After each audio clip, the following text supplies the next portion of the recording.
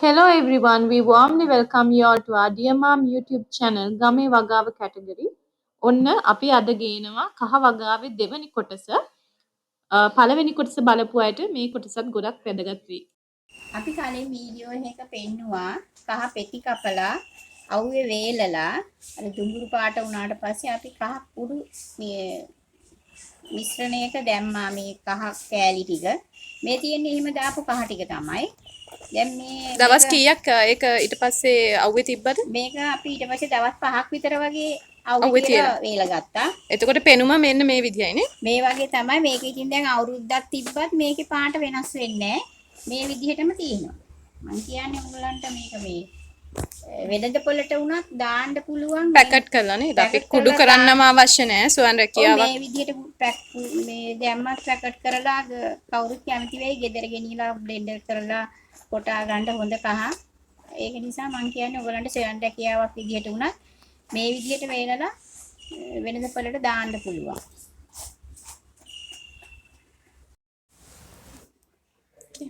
අපි කලින් පෙන්නුවා මේ කහවල ඇඟිලි යල කොහොමද තඹ ගන්න කියලා. අපි කිව්වා එදා මව්වල අපි වෙනම තමයි තඹන්නේ කියලා. මොකද මේවා තැම්බෙන්න වෙලා යනවා. ඒක නිසා එකත් එක්ක දාලා තඹන්න බෑ. දැන් අද මම පෙන්නන්න යන්නේ ඔයගලන්ට මේ මව්වල තඹ ගන්න කොහොමද කියන එක. මේ ඉස්සල්ලාම මේ මව්වල ටික අපි එතන දාලා තියෙනකොට වේලෙනවා. අපි එකතු කරලා තමයි ගත්තේ. එතකොට මේක රැයක් දියේ දාන්න ඕනේ.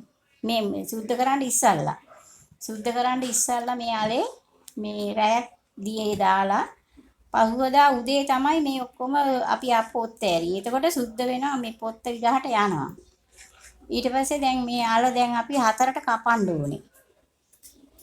මේ පොත් හොඳට මේ මෙහිම ඇරලා ඉවර වෙලා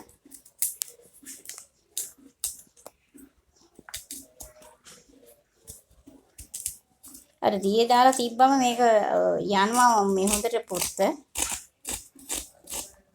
මේ විදිහට සුද්ධ කරලා ඉවර වෙලා අපි මේ විදිහට මේ යාල කපන්න ඕන 4ට මේක අරාලයට වැඩිය පිටි ගතිය වැඩි කොටපුවාම අපිට පිටි වැඩි කහ කුඩු අස්සන්න වැඩි මේක මුල් අලේ මව් අලේ ඊට පස්සේ අපි මේක ඔක්කොම මෙහෙම 4ට කපා ගන්නවා 4ට පළල තමයි මේ තඹ ගන්න නේ. ඔව් 4ට පළල තඹන්නේ. එතකොට තැම්බෙනවා ඉක්මනට තැම්බෙන නැත්නම් මැද තැම්බෙන්නේ නැතුව යනවා. අලේ සම්පූර්ණ තැම්බුවා. අලේ ඝනකම හින්දා අනිත් එක මේකේ පිටි ගතිය තදයි.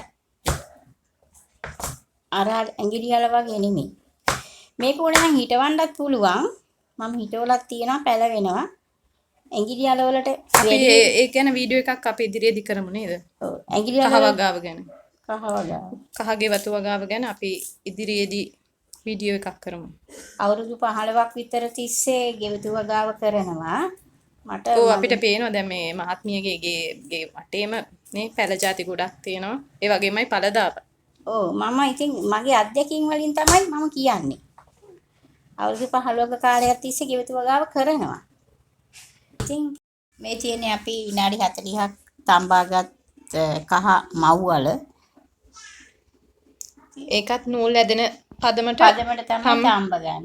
ඇත්තටම මේ තැම්බීම මගින් වෙන්නේ මේ අලේ මෘදු වෙන එක නේද? එතකොට අපිට පහසුවෙන් මේ අවුවේ දාලා අඩු කාලෙකින් වේල ගන්න පුළුවන් තැම්බීම මගින්. ඔව්.